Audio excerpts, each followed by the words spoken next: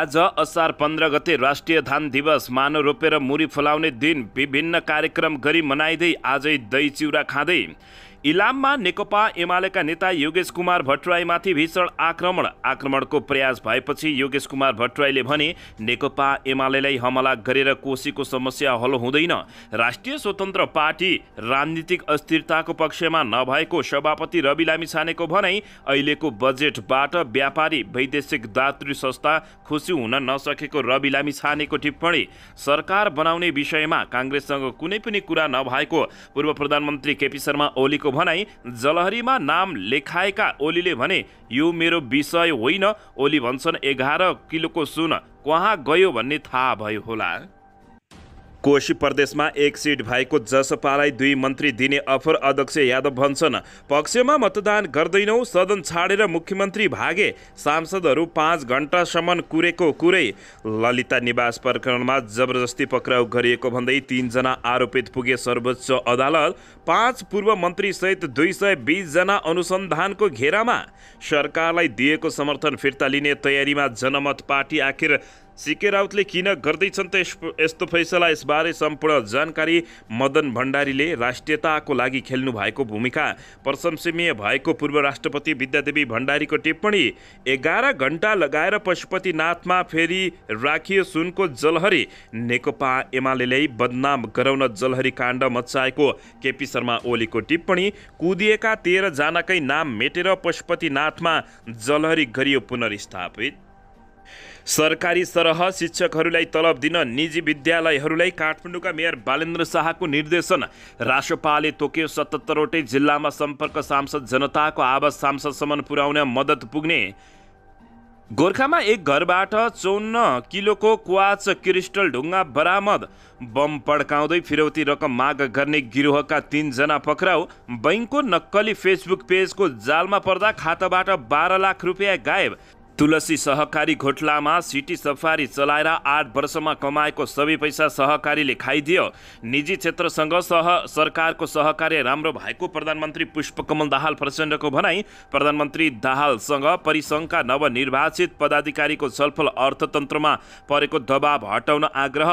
अन्तिममा किन रोकियो त प्रधानमन्त्री र अर्थमन्त्रीसँग ज्याक माको भेट? यसबारे सम्पूर्ण जानकारी। सुर्खेतमा फोर्स गाडी दुर्घटना हुँदा 1 जनाको मृत्यु, 14 जना भन्दा बढी गम्भीर घाइते र 6 महिनामा 4,46,000 भन्दा बढी पर्यटकले गरे नेपालको भ्रमण। इलाममा योगेश कुमार भट्टराईलाई कालो झण्डा देखाइएको प्रति नेकपा एमालेको आपत्ति। एससीको उत्तर पुस्तिका परीक्षण रोकियो, नम्बर कम्प्युटरमा चढाइँदै। अब हेर्नुहोस् पुरा समाचार।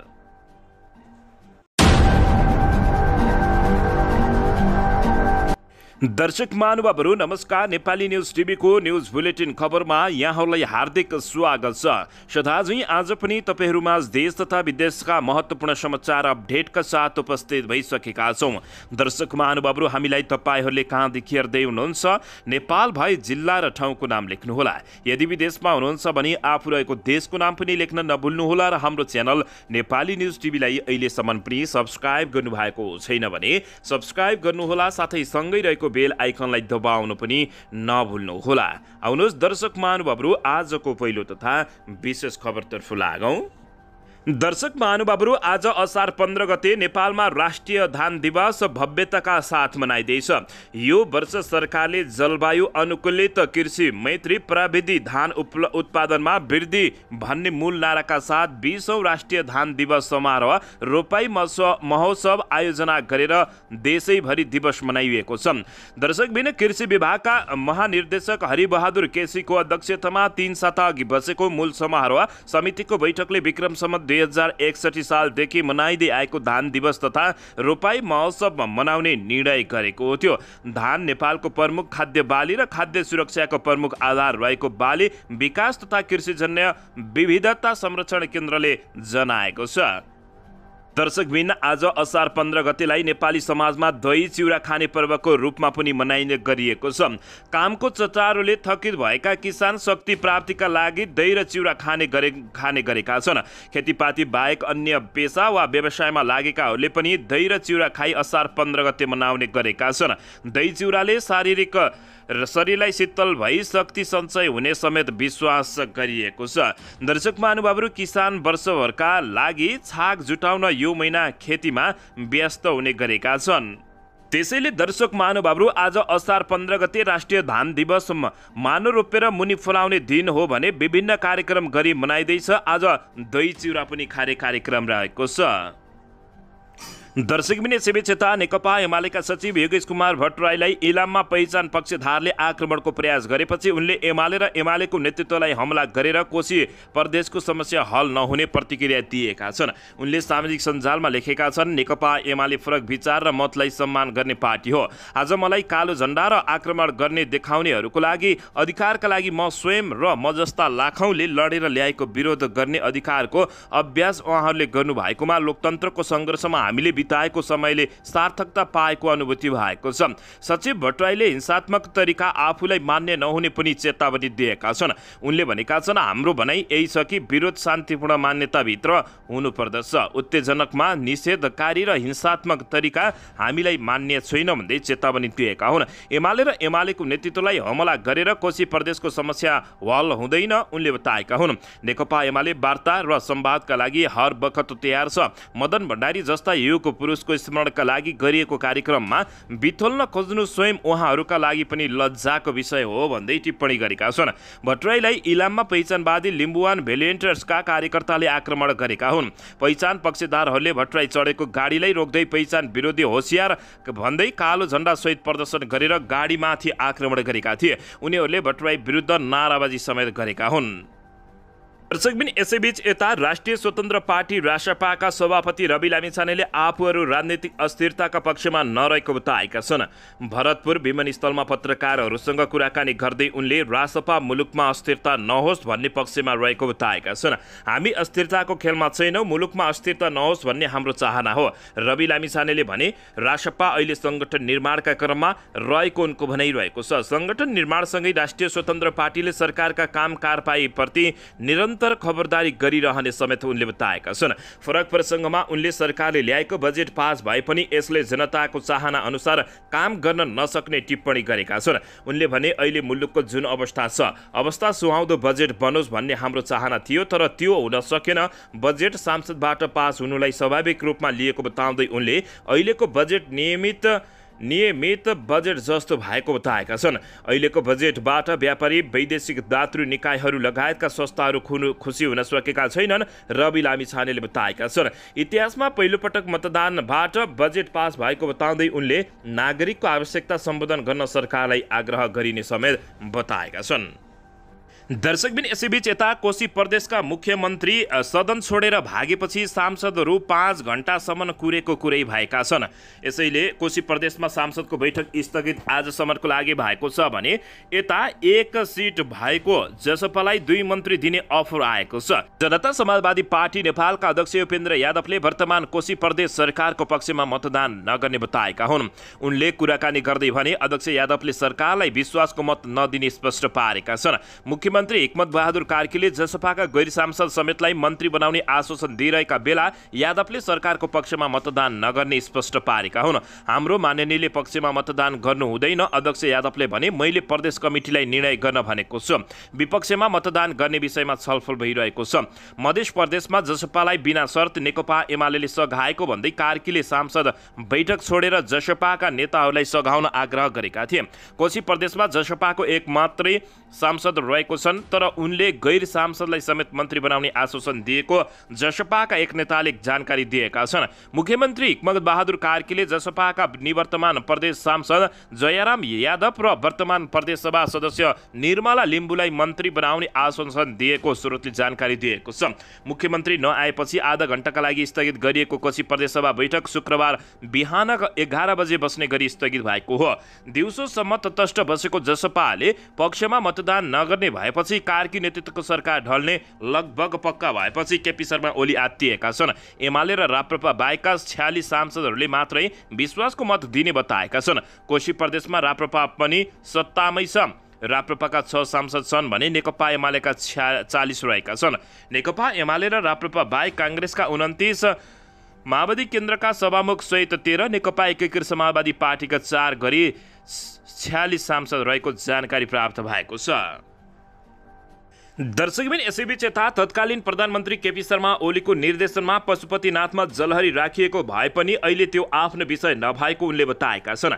बिहिबार चितवन पुगेका केपी शर्मा ओलीले जलहरी आफ्नो विषय नभएको भन्दै पन्सिन खोजेका छन्। ओलीले भने आफू सरकार प्रमुख हुँदा पशुपति क्षेत्र विकास कोषलाई रकम दिने निर्णय मात्र गरेको बताएका हुन्। अख्तियारले छानबिनका लागि झिक्दा जलहरीमा तत्कालीन राष्ट्रपति विद्यादेवी भण्डारी र केपी शर्मा ओली सहित 13 जनाको नाम लेखिएको पाइएको छ। वाक पटुकताका धनी केपी शर्मा ओलीले जलहरी काण्डबारे सोधेका प्रश्नमा भने एकजनाले भनेको सुन्यो, सुन होइन, पितल चढाइएको त्यहाँ पनि भ्रष्टाचार भएको छ, अलिक दिन त्यसले पनि मार्केट पायो। केपी शर्मा ओलीले भने नाम लेखिएका ओलीले आफूलाई जलहरीको बारेमा नसोध्न भन्दै पत्रकारहरूसँग आक्रोश भएका थिए। केही दिनपछि 11 किलो सुन कहाँ गयो, यो मेरो विषय हो र तपाईँहरूले मलाई सोधेको भन्दै रिसाएका थिए।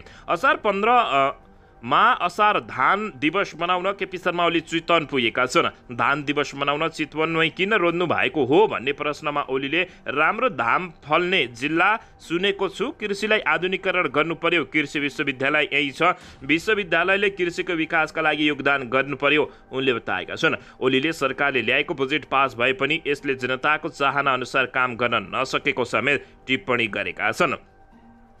दर्शक महानुभावहरू यसैबीच आउनुहोस् अर्को समाचारतर्फ लागौँ। ललिता निवासको जग्गा अनियमिततामा मुछिएका 3 जना आरोपित आफूहरूलाई गैरकानुनी रूपमा जबरजस्ती पक्राउ गरिएको भन्दै सर्वोच्च अदालतमा पुगेका छन्।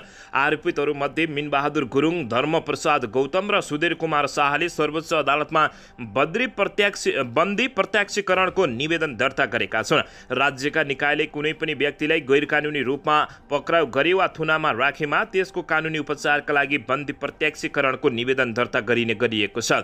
उनीहरू 3 जनाले आफूहरूलाई बिना शर्त रिहाई गर्नुपर्ने माग राखेर बन्दी प्रत्यक्षीकरणको निवेदन दर्ता गरेका हुन्। हदम्याद सकिएको अवस्थामा आफूहरू माथि कृत्यको अभियोगमा अनुसन्धान गर्न खोजेको उनीहरूको जिकिर रहेको छ। उनीहरू 3 जनाको निवेदनमाथि शुक्रबार सर्वोच्च अदालतमा प्रारम्भिक सुनवाई हुने बताइएको छ। ललिता निवास जग्गा प्रकरणका 17 जनाले 15 महिना अघि नै सर्वोच्च अदालतबाट अन्तरिम आदेश लिएर बसेका थिए, जसमध्ये 3 जना पक्राउ परेकै दिन गत मङ्गलबार रिहाई भएका छन् भने त्यही बाटो समाउन अरू आरोपितहरू पनि बन्दी प्रत्यक्षीकरणको निवेदन लिएर सर्वोच्च अदालत पुगेको जानकारी प्राप्त भएको छ। दर्शक महानुभावहरू, यस काण्डमा 5 पूर्व मन्त्री सहित 220 जना भन्दा बढी अनुसन्धानको घेरामा परेका छन्। दर्शकबिन बालुवाटारको सरकारी जग्गा व्यक्तिको नाममा लैजाने धन्दा सम्बन्धी प्राप्त गरेको सिआइबीको अनुसन्धान प्रतिवेदनमा 5 जना पूर्व मन्त्री, उच्च प्रशासक सहित 220 जना संलग्न रहेको उल्लेख गरिएको छ। दर्शकबिन नेपाल प्रहरीको केन्द्रीय अनुसन्धान ब्युरो सिआइबीले बालुवाटारको सरकारी जग्गा व्यक्तिका नाममा लैजाने धन्दामा सरकारी कागजात किर्ते गरेको अभियोगमा 5 जना पूर्व मन्त्रीलाई अनुसन्धानको दायरामा राखेको छ। त्यस्तै आधा दर्जन भन्दा सचिव र सहसचिवमाथि पनि अनुसन्धान गरेको छ।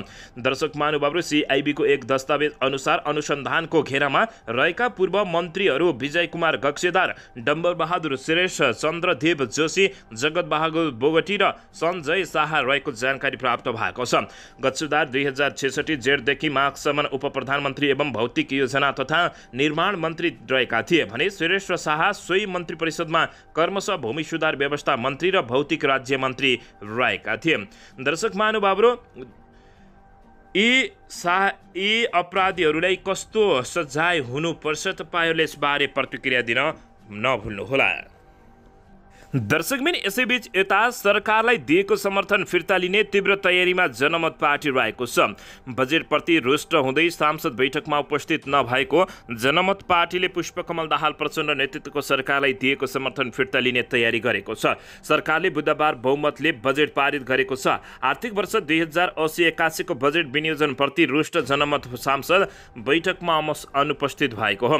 कुनै ठुलो समझदारी नभई अर्को साताभित्र कार्यकारिणी समितिको बैठक बसे बसेर सरकारको समर्थन फिर्ताको निर्णय गर्ने जनमत पार्टीका एक उच्च तहका नेताले जानकारी दिएका छन्। सरकारलाई दिएको समर्थन फिर्ता लिन्छौँ। ती नेताले भने फिर्ता लिने प्रक्रियामा जाने निर्णय पार्टीभित्र छलफल गर्छौँ। जनमत पार्टीको कार्यकारिणी समिति 17 सदस्यीय रहेको छ।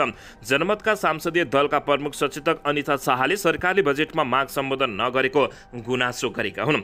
विगतको जस्तै बजेट ल्याएर भएन, परिवर्तन गर्नुपर्दछ, जनतामुखी ल्याउनु पर्दछ भनेर हामीले प्रधानमन्त्री र अर्थमन्त्रीलाई मानेका हौँ, तर संशोधन भएन। उनले भने नि हाम्रो माग नै नमान्ने सरकारलाई समर्थन दिनुपर्छ भन्ने छैन, यसबारे छिट्टै निर्णय लिने उनले चेतावनी समेत दिएकै छन्। नेताहरूका अनुसार बुधबारको प्रतिनिधि सभाको बैठकमा बसेको जनमतको दलले बैठकले बजेट पारित गर्न समर्थन नगर्ने निर्णय गरेको थियो। जनमतका 6वटा सांसद रहेका छन्। बजेटलाई समर्थन नगर्ने हो भने सरकारलाई दिएको समर्थन फिर्ता पनि कायम राख्न नहुने अधिकांश सांसदले बताएका छन्।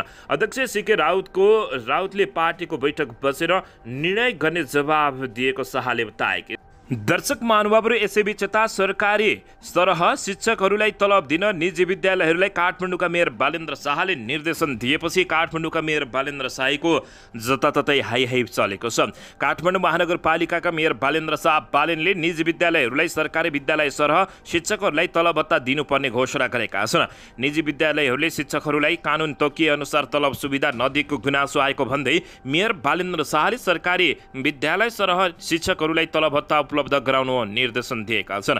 काठमाडौँका मेयर बालेन्द्र शाहले सरकारी विद्यालयको तलब स्केलमा समेत सार्वजनिक गरेका छन्। उनले सरकारी विद्यालयहरूको तलब स्केल सरह सुविधा प्राप्त नभएमा काठमाडौँ महानगरपालिकाका शिक्षा विभागमा सम्पर्क गर्न निजी विद्यालयका शिक्षकहरूलाई आग्रह समेत गरेको जानकारी प्राप्त भएको छ। दर्शक महानुभावहरू, यसैबीच यता राष्ट्रिय स्वतन्त्र पार्टी रासपाले देशभरका 77वटै जिल्लामा आफ्ना सांसदको जिम्मेवारी तोकिदिएको छ। जनताको आवाज सांसदसम्म पुर्याउनका लागि सांसदहरूलाई जिल्ला सम्पर्कको जिम्मेवारी दिएको पार्टी सभापति र रवि लामिछानेले जानकारी दिएका छन्। व्यथिति, भ्रष्टाचार, विकास योजना जस्ता समस्या भएमा सांसदलाई सम्पर्क गर्न सकिने र त्यसका लागि अत्यावश्यक अवस्थामा गर्नुपर्ने फोन बाहेक आफ्ना सूचना र सन्देश वाट्सएपमा पठाउन राष्ट्रिय स्वतन्त्र पार्टीले आग्रह गरेको छ। राष्ट्रपाले विज्ञप्ति जारी गरी सांसद डोल प्रसाद अर्याललाई बारा, धादिङ, कञ्चनपुर र कैलाली, विराज भक्त श्रेष्ठलाई गुल्मे, दार्चुला, आसम र पाल्पा, सन्तोष परिवारलाई भक्तपुर, अर्घखाँची, दैलेख र बाजुरा, निशा डागीलाई झापा, मोरङ, इलाम र सल्यान, मनिष झालाई धनुषा, रौतहट, रूपन्देही र बजाङ, गणेश पराजुलाई ओखलढुङ्गा, खोटाङ, सिराहा र डडेलधुरा, सविता गौतमलाई दोलखा, रामेछाप, सिन्धुपाल्चोक र जाजरकोट, सुमना सुरेशलाई रसुवा, काठमाडौँ, रुकुम पूर्व र रुकुम पश्चिम, डाक्टर तोसीमा कार्कीलाई ताप्लेजुङ, पाँचथर, डोटी र ललितपुरको जिम्मेवारी तोकिएको जानकारी प्राप्त भएको छ। नीतिगत सुधार र जनसवालका विषयमा हाम्रा सांसदहरूसँग देशभरका सचेत नागरिकहरूले सिधा सम्पर्क गरी आफ्नो आवाज सांसदसम्म बुलन्द गर्न आम जनताहरूलाई नीतिमा समेट्ने र अब्बल नीति तथा त्यसको कार्यान्वयन मार्फत मुलुकको अवस्था बदल्नका लागि सांसदहरूलाई विभिन्न जिल्लाको सम्पर्क सांसदको जिम्मेवारी तोकिएको ब्यौरा सबैलाई विनम्र सूचित गर्दछु, विज्ञप्तिमा भनिएको छ। दर्शक महानुभावहरू, यसैबीच यता बैंकको नक्कली फेसबुकको पेजको जालमा पर्दा खाताबाट 12 लाख रुपियाँ गायब भएको छ। बैंकको नक्कली फेसबुक चलाएर ठगी गिरोहले जापानमा काम गरिरहेकी एक नेपाली महिलाको 12,20,000 रुपियाँ झ्वाम पारिदिएको छ। काठमाडौँ प्रहरीका अनुसार पीडितले राष्ट्रिय वाणिज्य बैंकमा रहेको आफ्नो खातामा जम्मा भएको रकम हेर्न एप्लिकेसनको पासवर्ड बिर्सेपछि फेसबुकमा खोजी गरी राष्ट्रिय वाणिज्य बैंक उल्लेख भएको पेज र त्यहाँ उपलब्ध मोबाइल नम्बरमा सम्पर्क गरेकी थिइन्। त्यहाँ उपलब्ध भएको मोबाइल नम्बरमा सम्पर्क हुँदा आफू बैंकको कर्मचारी भएको र समस्या समाधानका लागि फोटो र नागरिकताको प्रतिलिपि पठाउन आग्रह गरिएको थियो। तर भाइबरमा फोटो र नागरिकता पठाएर विवरण दिएपछि आफूले कर्मचारी बताउने ती व्यक्ति सम्पर्क बाहिर भएको पीडितको जायरीमा उल्लेख गरिएको छ। त्यसपछि पीडितले नेपालमा रहेकी आफ्नी आमालाई बैंकमा पठाएकी थिइन्। तर पीडितको बैंक खाताबाट विभिन्न 3 जना व्यक्तिको खातामा 12.5 लाख रुपियाँ पठाएको जानकारी पाएपछि गिरोहले ठगेको पत्ता लगाएको थियो। प्रहरीका अनुसार पीडितको बैंक खाताबाट नबिल बैंकमा प्रकाश नेवारको नाममा रहेको खातामा 5 लाख, प्राइम कमर्सियल बैंकमा नेवारकै नाममा रहेको खातामा 2,80,000, कुमारी बैंकमा नित्यानन्द आचार्यको नाममा रहेको खातामा 2 लाख र कुमारी बैंक शेरसिंह थापा छेत्रीको नाममा रहेको खातामा 2 लाख 40,000 रुपियाँ ट्रान्सफर भएको पाइएको थियो। प्रहरीले थापालाई पक्राउ गरी अनुसन्धान अगाडि बढाएको थियो। प्रहरीमा उनले फेसबुकको पेजमा रहेको मोबाइल नम्बर आफ्नो नभएको तर पीडितको बैंक खाताबाट आफ्नो खातामा पैसा आएको स्वीकार गरेका छन्। उनले नित्यानन्दसँग चिनजान भएको र नेवारसँग एकपटक भेटेको पनि उल्लेख गरेका छन्। उनी कलङ्की स्थित new Gandaki guest house and खाजाघरका सञ्चालक समेत रहेको जानकारी प्राप्त भएको छ। प्रहरीसँगको बयानमा आफ्नो गेस्ट हाउसमा नित्यानन्द 5 महिनासम्म बसेको र आफूलाई तिर्न बाँकी रहेको 2,80,000 मध्ये पीडितको खाताबाट 2,40,000 पाएको समेत उनले बताएका हुन्। दर्शक महानुभावहरू, यसैबीच यता बम पड्काउँदै फिरौती रकम माग्ने गिरोहका 3 जना पक्राउ परेका छन्। बम पड्काउँदै फिरौती रकम माग गर्ने गिरोहका 3 जनालाई रूपन्देही प्रहरीले पक्राउ गरी सार्वजनिक गरेको छ। पक्राउ पर्नेमा रूपन्देहीको सियारी गाउँपालिका 4 का 27 वर्षीय अब्दुल हाकिम खान, रूपन्देहीको कोट हियामाई 3 वर्षीयका वर्ष 22 का सुरज लोहार र कोठियामाई 4 का सुरज थारू रहेका छन्। उनीहरूलाई रूपन्देही जिल्ला प्रहरीले बिहिबार पत्रकार सम्मेलन गरी सार्वजनिक गरेको छ। उनीहरूलाई रूपन्देहीको विभिन्न स्थानबाट पक्राउ गरिएको जिल्ला प्रहरी कार्यालय रूपन्देहीका प्रमुख प्रहरी उपरीक्षक भरत बहादुर विकलले जानकारी दिएका छन्। उनीहरू 3 जना रूपन्देहीका विभिन्न स्थानमा बम पड्काउने र फिरौती रकम माग गर्ने अपराधिक कार्यमा संलग्न भएको प्रहरीले जानकारी दिएको छ। गत मङ्गलबार पक्राउ परेका उनीहरूलाई अदालतबाट म्याद थप गरी अनुसन्धान गरिएको प्रहरीले जनाएको छ। घटनामा अन्य व्यक्तिहरू पनि संलग्न रहेको आशंका प्रहरीको रहेको छ। प्रहरीका अनुसार उनीहरूले गत वैशाख 1 गते सियारी गाउँपालिकाका अध्यक्ष थानेश्वर घिमिरेको घरलाई लक्षित गरी पर्खालमा प्रेसर कुकर बम राखेका थिए। उक्त बम स्थानीयको सूचना लगत्तै नेपाली सेनाको टोलीले डिस्पोज गरेको थियो। यस्तै असार 1 गते व्यवसायी भैरव प्रसाद कलवारको सिद्धार्थनगर 4 मा रहेको दाना फ्याक्ट्री गोदामको पर्खाल बाहिर प्रेसर कुकर बम विस्फोट गराएका थिए। व्यक्तिगत फिरौती माग गर्ने र तर्साउने उद्देश्यले सिटी हस्पिटल भैरवा नजिकै सडकमा समेत बम विस्फोट गराएको र यी सबै घटनामा त्रास गराएर फिरौती माग्ने समेत उनीहरू संलग्न भएको देखिएको छ। दर्शक महानुभावहरू, यसैबीच यता गोर्खामा एक घरबाट 54 किलोको क्वाज क्रिस्टल ढुङ्गा बरामद गरिएको छ। गोर्खा नगरपालिका 7 सिटी पिप्ली स्थित एक घरबाट प्रहरीले 54 किलोको क्वाज क्रिस्टल ढुङ्गा जरी ढुङ्गा बरामद गरेको छ। गहना बनाउन बहुमूल्य धातुको रूपमा प्रयोग हुने उक्त ढुङ्गा महँगो मूल्यमा किनबेच हुन लागेको सूचना पाएपछि बरामद गरिएको जिल्ला प्रहरी कार्यालय गोर्खाले जानकारी दिएको छ। बिहिबार बिहान प्रहरी निरीक्षक रविन्द्र अधिकारी नेतृत्वको टोलीले सो घर पुगेर उक्त ढुङ्गा बरामद गरेको हो। करिब 1.5 महिनादेखि हामीलाई सूचना थियो, एसपी अनुप श्रेष्ठले भनेका छन्। बाहिरबाट मान्छेहरू हेर्न आउने र महँगो मूल्यमा किनबेच गर्न लागेको भन्ने सूचना पाएपछि आज बरामद गरेर ल्याएका हुँ उनले बताएका छन्। प्रारम्भिक अनुसन्धानबाट उक्त ढुङ्गा क्वाज क्रिस्टल भन्ने खुल्ला आएको र थप परीक्षणको तयारी भएको उनले बताएका छन्। ढुङ्गा पारदर्शी छ, लाइट बल्दा प्रकाश ओरपर हुन्छ। हामीले भिडियो गरेर विज्ञहरूलाई देखाउँदा क्वाज क्रिस्टल ढुङ्गा भन्नुभएको छ। सुनारहरूलाई देखाउँदा गहना बनाउन परेको हुने जारी ढुङ्गा भनेका छन्। आधिकारिक रूपमा विज्ञ निकायमा परीक्षण गर्न भने बाँकी रहेको एसएसपीले बताएका छन्। परीक्षणका लागि सबैभन्दा पहिले पुरातत्व विभाग पठाउने उनले जानकारी दिएका छन्। परीक्षणको नतिजा अनुसार थप अनुसन्धान अगाडि बढाउने बताइएको छ। किनबेचको विषयमा भने आवश्यक अनुसन्धान भइरहेको एसपीले बताएका हुन्। दर्शकबिन, यसैबीच यता प्रधानमन्त्री पुष्पकमल दाहाल प्रचण्डले मुलुकको अर्थतन्त्रमा परेको दबाव अप्ठ्यारो फुकाउन नेपाल उद्योग परिसङ्घ सहित निजी सङ्घ क्षेत्रसँगको सहकार्यले प्राथमिकतामा राखेको बताएका छन्। नेपाल उद्योग परिसङ्घ सीएनआईका नवनिर्वाचित पदाधिकारीहरूसँग हिजो प्रधानमन्त्री निवास बालुवाटारमा छलफल गर्दै उनले आर्थिक एवं औद्योगिक विकासका लागि परिसङ्घबाट प्रत्यक्ष रूपमा नीतिगत तथा व्यावहारिक सुझाव प्राप्त भएको र त्यसलाई सरकारले प्राथमिकतामा राखेको बताएका छन्। परिसङ्घ नवनिर्वाचित अध्यक्ष सरोज कुमार अग्रवालको नेतृत्वमा गएको परिसङ्घ पदाधिकारीको टोलीले प्रधानमन्त्रीसँगको भेटमा पुँजीगत खर्च समयमै हुने वातावरणका लागि आग्रह समेत गरेको थियो। परिसङ्घ अध्यक्ष राजेश अग्रवालले बजेटको सफल कार्यकालका लागि सरकारले घोषणा गरेको अनुमान समितिमा निजी क्षेत्रको प्रतिनिधित्व गराउन आग्रह गरेका छन्। बजेटले लिएको 6% को आर्थिक वृद्धि हासिल गर्न अर्थतन्त्रलाई चलायमान बनाउन खुकुलो मौद्रिक नीति आवश्यक रहेकोमा अग्रगालले जोड दिएका छन्। उनले स्वदेशी उत्पादनको प्रवर्धन एवं सरकारको राजस्व बढाउन चोरी पैठरी नियन्त्रण गर्न निर्मम ढङ्गले प्रस्तुत हुन समेत आग्रह गरेका छन्। हालै प्रधानमन्त्रीको भारत भ्रमणका क्रममा भएको विद्युत निर्यात तथा जलविद्युत भुक्तानी सम्बन्धी समझदारी छिटो कार्यान्वयनमा लैजानु पर्नेमा उनले जोड दिएका छन्।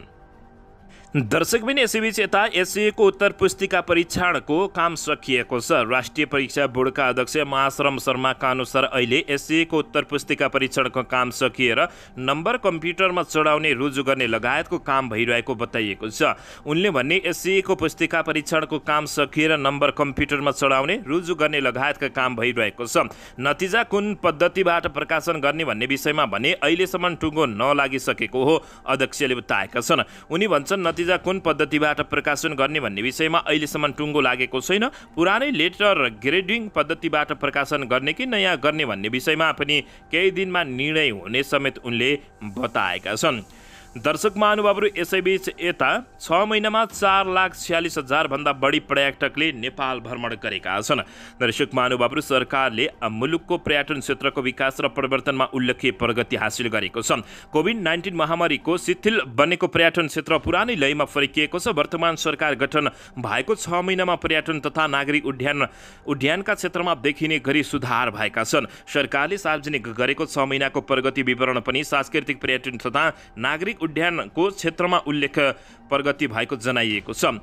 पर्यटन आगमनमा उल्लेख्य सुधार भई सन् 2023 जनवरीदेखि हालसम्म गत वर्षको सोही अवधिको तुलनामा दोब्बर सङ्ख्यामा पर्यटनको आगमन वृद्धि भई 4,46,998 पर्यटकहरू भित्रिएको जानकारी प्राप्त भएको छ।